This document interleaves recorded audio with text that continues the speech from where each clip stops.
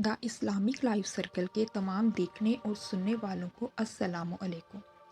आज ऐसे शख्स का जिक्र किया जाएगा जो दुनिया का अमीर तरीन आदमी था और दौलत और जाहो जलाल से भरपूर था और दौलत का पुजारी था, लेकिन उसकी दौलत ही उसकी तबाही का बाइस बनी। आज जिक्र किया जाएगा कारून का। कारून कौन था, उसके पास इतनी दौलत कैसे आई और कैसे तबाह हुआ अपनी दौलत समेत। ये तमाम तफसील जानिएगा इस वीडियो में। कारून हज़रत मूसा अलैहिस्सलाम का चचाज़ाद भाई था और हज़रत मूसा अलैहिस्सलाम पर ईमान लाया था। वो बहुत नेक और खुश इखलाक था और तौरात का आलिम था और उसकी आवाज़ भी बहुत खूबसूरत थी और अपनी खुशकुन आवाज़ में तौरात की तिलावत करता और इंतहाई खूबसूरत भी था, इसलिए लोग उसे मुनव्वर भी कहते थे। जब वो मिस्र में था तो फिरऔन की तरफ से बनी इसराइल से बिगार लेने पर मुकर्रर था और लोगों को मजदूरी उसके हाथ से मिला करती थी और मजदूरी की उजरत भी वही देता था। उस काम में से उसने खूब माल कमाया था और दूसरा वो सूद का काम करता था और लोगों को सूद पर कर्जा देता और दुगना वसूल करता।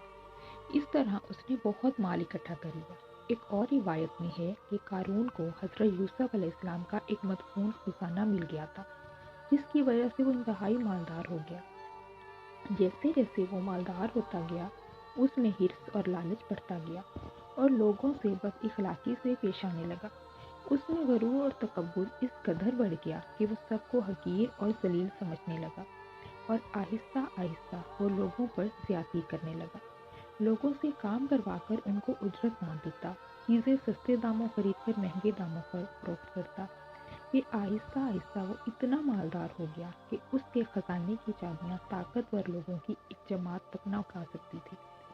मुख्तलिफ रिवायात में है कि उसके खजाने की चाबियां ऊँट उठाते थे, लेकिन ये बात बिल्कुल कियास आराइयों पर मबनी है। उसके खजाने की चाबियां आदमियों का एक गिरोह उठाता था, जैसा कि उसकी तफसील कुरान पाक की सूरह कसस में है। कारून जो था सो मूसा की कौम से फिर शरारत करने लगा और ज्यादती करने लगा और हमने दिए थे उसको खजाने इतने कि उसकी कुंजियां उठाने से थक जाते कई मर्द जोर आवर। और जब उसको उसकी कौम ने कहा इतराओ मत, अल्लाह को नहीं भाते इतराने वाले। जब हज़रत मूसा अलैहिस्सलाम के हाथों फिरऔन गरक हुआ तो बनी इसराइल की बिगाड़ भी ख़त्म हो गई, जिसकी वजह से उसकी रोज़ी मौकूफ़ हो गई और वो हज़रत मूसा से हसद करने लगा। और दूसरी वजह हसद करने की ये थी कि हज़रत मूसा को बनी इसराइल की क़यादत हासिल थी और हज़रत हारून उनके वज़ीर और शरीक नबूवत थे।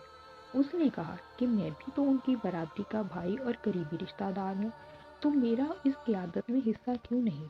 चुनाचे उसने उस बात की शिकायत हज़रत मूसा से की, तो हज़रत मूसा ने कहा कि ये सब अल्लाह की तरफ से है, मुझे इसमें कुछ दखल नहीं। लेकिन कारून हज़रत मूसा अलैहिस्सलाम की बात से मुतमईन ना हुआ और हज़रत मूसा अलैहिस्सलाम से हसद करने लगा। वो आप अलैहिस्सलाम पर तोहमतें लगाता और कई तरह के ऐब निकालता। जब ज़कात का हुक्म आया तो हज़रत मूसा ने उसे ज़कात देने के लिए कहा कि अपने माल का कुछ हिस्सा गरीबों में तकसीम करो, तो उसने साफ इनकार कर दिया और कहा कि मेरे इस माल में किसी का कुछ हिस्सा नहीं, ये माल मैंने अपनी मेहनत और होशियारी से हासिल किया है। कारून जब नहायत ही कीमती पोशाक पहनकर निकलता तो सर से पांव तक जवाहरात से लदा होता। उसके जुलूस में हजारों पैदल और सवार होते। उसने अपने गुलामों को भी बेशबहा कीमती पोशाकें पहनाई होती थी। उसका ठाट बाट देखकर तो कुछ लोग उसे हसरत की निगाह से देखते और उसे दुनिया का खुशनसीब आदमी कहते। तो बनी इसराइल के उलमाए कराम ने समझाते कि अल्लाह ने अपने मोमिन और नेक बंदों के लिए जो कुछ अपने हाथ तैयार किया हुआ है वो उससे करोड़ दर्जा बेहतर है। गर्ज ये कि कारून की शरारत बढ़ती गई और गरूर तकब्बुर में बहुत बढ़ गया और किसी सूरत वो ज़कात देने पर आमादा ना हुआ। यहाँ तक कि एक मर्तबा वो हज़रत मूसा अलैहिस्सलाम के मजमा आम में एक औरत को लेकर गया। उस औरत को बहुत रिश्वत देकर उस बात पर आमादा किया कि जब मूसा वाज करने के लिए खड़े हों तो उन पर तोहमत लगा देना। चुनाचे एक दिन जब मूसा अलैहिस्सलाम जिना की हद बयान कर रहे थे तो कारून ने खड़े होकर दरियाफ्त किया कि ए मूसा, अगर आप भी इस फेले कबीह के मुर्तकिब हों तो क्या सज़ा के मुस्तहिक होंगे। आपने फरमाया बेशक। قارون نے عورت کی طرف اشارہ کیا۔ وہ عورت کھڑی ہوئی اور اپنے ساتھ بدکاری کی نسبت بیان کرنے لگی۔ حضرت موسیٰ نے اس سے فرمایا کہ خدا کے غضب سے ڈر کر بیان دے۔ عورت کھڑی ہوئی اور اس نے اس طرح کہا کہ تو وہی نہیں ہے جس نے میرے ساتھ ایسا ایسا کیا۔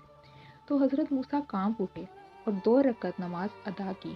پھر عورت کی طرف متوجہ ہوئے اور فرمایا کہ اس خدا کی قسم جس نے سمندر میں سے راستہ دیا اور تیری قوم کو فرعون کے مظالم سے نجات دی، اور پھر بہت سے احسانات کیے، تو جو سچا واقعہ ہے اسے بیان کر۔ اس پر عورت کا رنگ بدل گیا اور اس نے صحیح واقعہ بیان کر دیا اور سچے دل سے توبہ کر لی، اور وہ تھیلیاں بھی پیش کیں جس پر قارون کی مہر لگی ہوئی تھی۔ اس پر مجمع میں قارون پر ملامت ہونے لگی۔ حضرت موسیٰ سجدہ میں گر کر دعا مانگنے لگے۔ ارشاد ہوا، زمین کو حکم دو، یہ تمہاری اطاعت کرے گی۔ حضرت موسیٰ علیہ السلام نے زمین کو فرمایا، اے زمین اس کو پکڑ لے۔ قارون زمین کے اندر دھنسنا شروع ہو گیا۔ اس سے قبل آپ نے اعلان فرمایا کہ تمام بنی اسرائیل یہاں سے چلے جائیں اور صرف قارون اور اس کے ساتھی یہیں ٹھہریں۔ صرف 2 آدمی قارون کے ساتھ بیٹھے رہے اور وہ بھی زمین میں دھنسنے لگے۔ ان سب نے چلانا شروع کر دیا اور حضرت موسیٰ سے معافی مانگنے لگے۔ آپ برابر زمین کو حکم دیتے رہے کہ اس کو پکڑے، یہاں تک کہ زمین قارون کو نگلتی چلی گئی۔ بنی اسرائیل کے ان 2 آدمیوں نے کہا کہ حضرت موسیٰ نے اس کے مال پر قبضہ کرنے کے لیے ایسا کیا ہے۔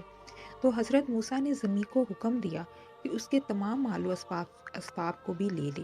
تو اس طرح اس کا تمام اور محل بھی زمین میں دھنس گئے۔ اس طرح قارون اپنے تمام خزانوں اور محلات سمیت زمین میں دھنسا دیا گیا۔ نہ اس کے نوکروں نے اس کو پوچھا اور نہ کسی اور نے، اور نہ وہ خود اپنی مدد کرنے کے قابل تھا، جیسا کہ سورہ قصص میں ارشاد ہے، اور پھر اس کی مدد کو کوئی ایسی جماعت نہیں ہوئی جو اس کو خدا سے بچا لیتی، اور نہ وہ خود اپنے آپ کو بچا سکا۔ جب قارون کا یہ انجام ہوا تب دنیا داروں کی آنکھیں کھلیں، جو کل تک یہ کہتے کاش ہم کو بھی وہ ساز و سامان ملتا جو قارون کو ملا۔ کہتے تھے کہ اس کا حشر دیکھ کر کہنے لگے کہ معلوم ہو گیا کہ بندوں میں سے کس پر روزی کی فراخی اور کس پر تنگی۔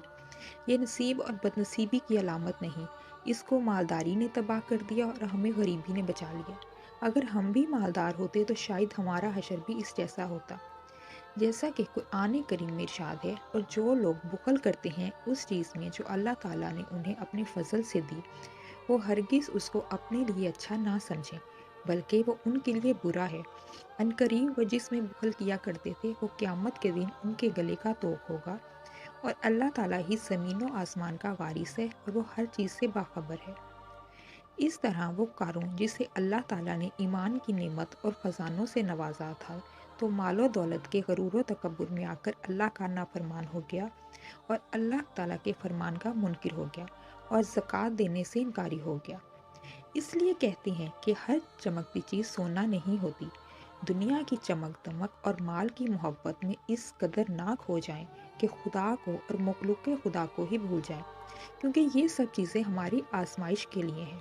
اللہ تعالیٰ کسی کو دے کر آزماتے ہیں اور کسی سے لے کر۔ اب یہ فیصلہ ہمیں کرنا ہے کہ ہم نے کس طرح اس آزمائش پر پورا اترنا ہے۔